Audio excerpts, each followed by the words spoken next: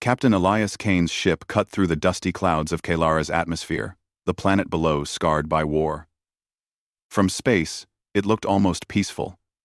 A swirl of pale blues and greens. But Elias knew better. The once thriving cities of the Elorians lay in ruins, smoldering towers and shattered buildings, a stark reminder of how fragile life could be. As a human explorer, he had seen destruction before, but Kalara was different. Something about the emptiness, the echoes of lives abruptly ended, weighed on him. He was not here for conquest or politics.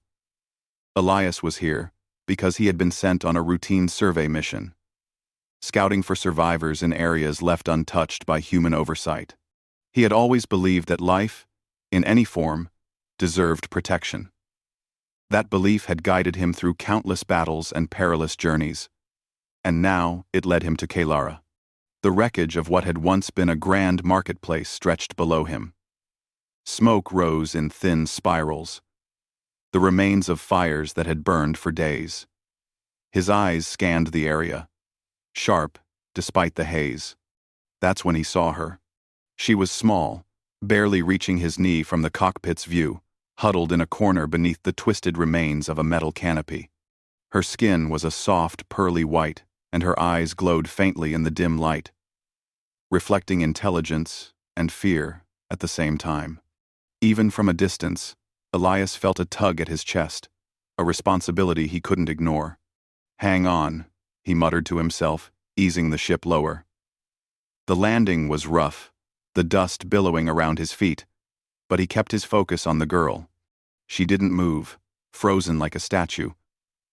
But her eyes followed every step he took. "Hey," he said softly, kneeling beside a broken pillar for cover. "It's okay. I'm not here to hurt you." Her eyes widened, and she took a cautious step back. Then, almost instinctively, she whispered a word he didn't understand. But there was a hint of hope in it. A plea. He realized quickly that she was alone. The sounds of conflict, explosions, distant shouts had faded, leaving her as the last visible survivor in that area. Elias extended his hand slowly. "Come on. We need to get out of here, before anyone sees us." It took several moments, but finally, she stepped forward, trembling. The closer she got, the more he could see her features. Delicate, but strong in a quiet way, with long, silvery hair falling to her shoulders. There was a grace to her, a kind of calm resilience that seemed impossible for a child her age. As he lifted her into his arms, she whispered again, this time clearly, "Dad." Elias froze. "Dad?" he repeated, unsure if he had heard correctly. She nodded, clutching his shirt. There was no fear in her voice this time, only certainty. He had never been called that by anyone, not by family, not by friends, not by comrades in battle. And yet, in that moment, he felt a surge of warmth. A strange but welcome connection. Okay, he said carefully. "I'll protect you. I promise." The words seemed to calm her. She relaxed in his arms, trusting him in a way that surprised him. As they moved back to his ship, he kept his eyes open for threats. There were still patrol drones circling the area, remnants of the conflict that had destroyed her home. Once inside the ship, he secured her in a small seat beside him. "What's your name?" he asked. "Lyra," she said softly.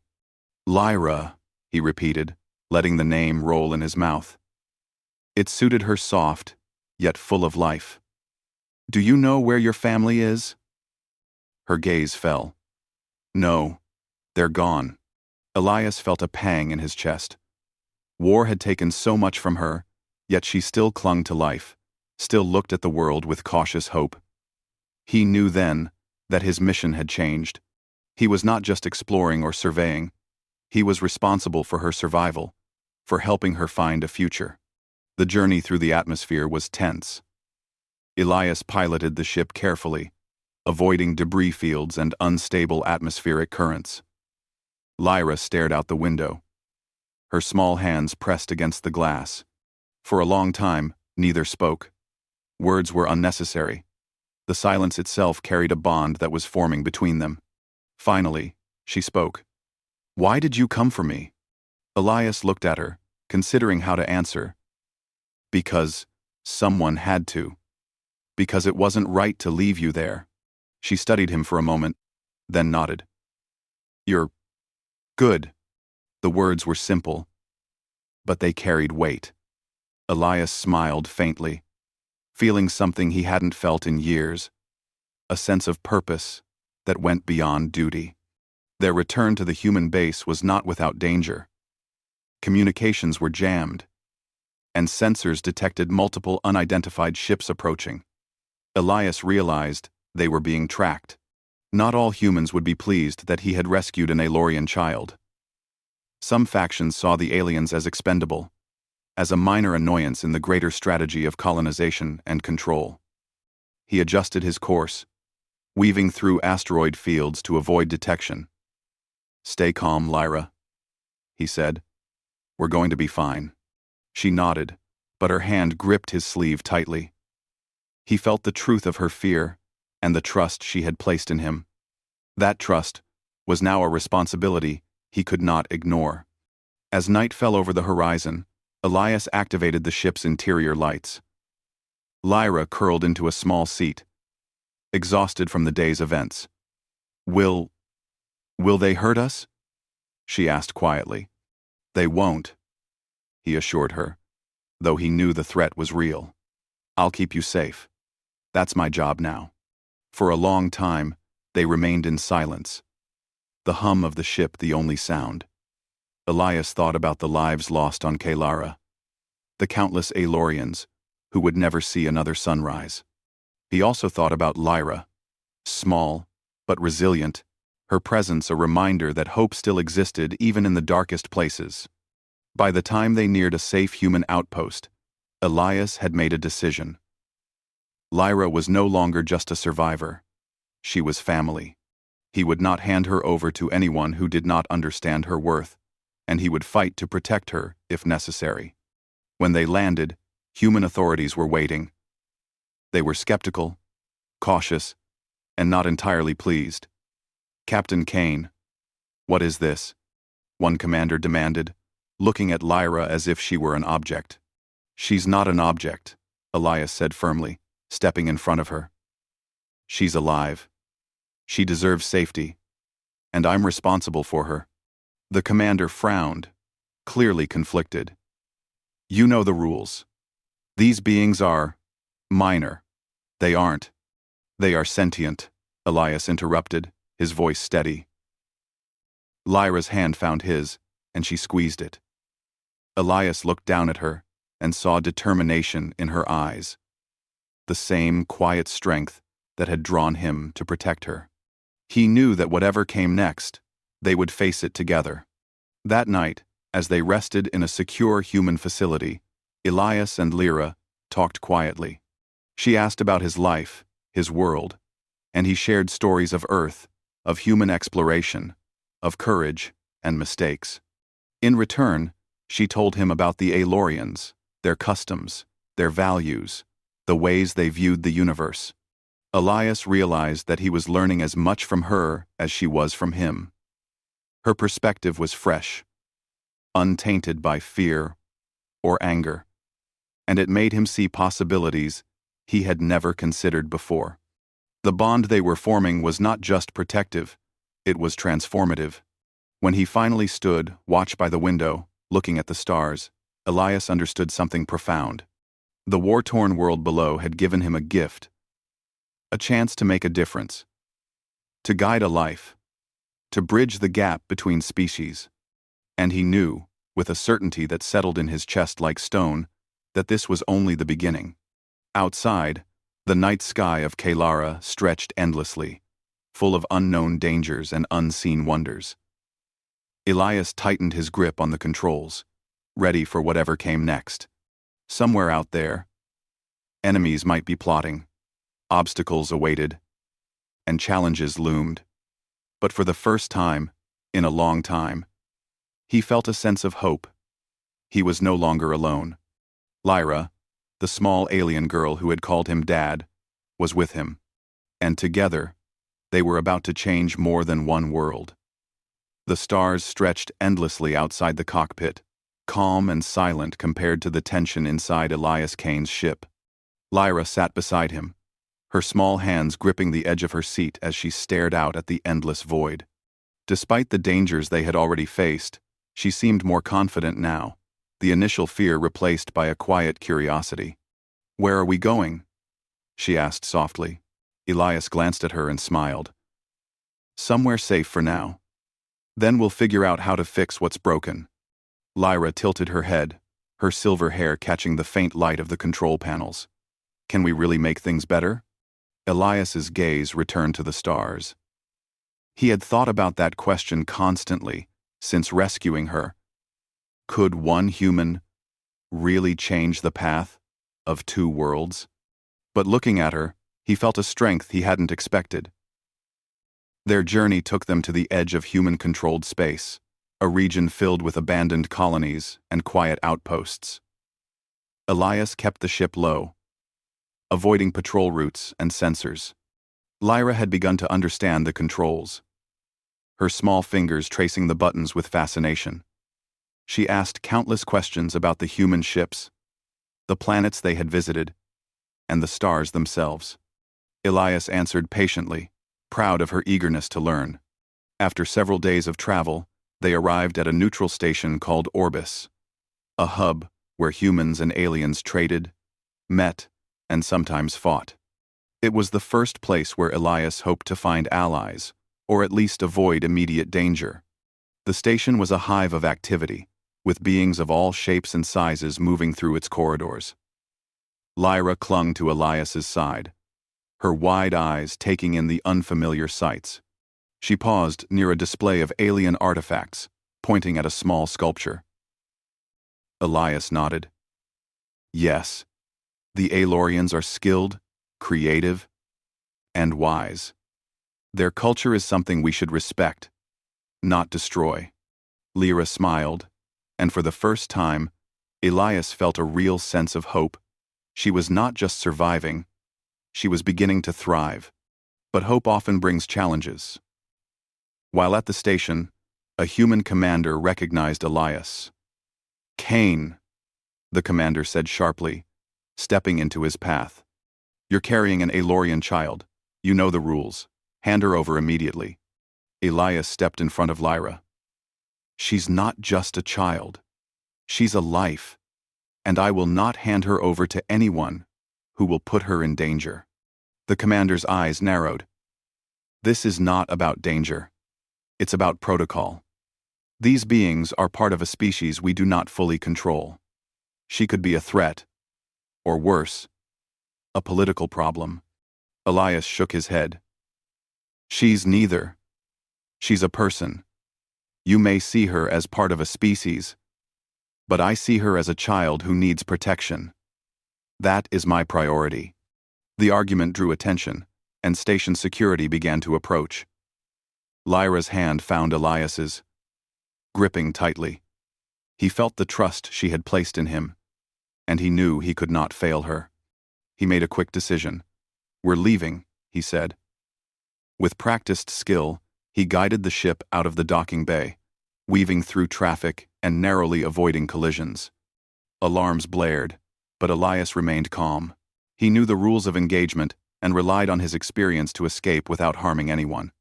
Once they were safely away from the station, Lyra looked at him with admiration.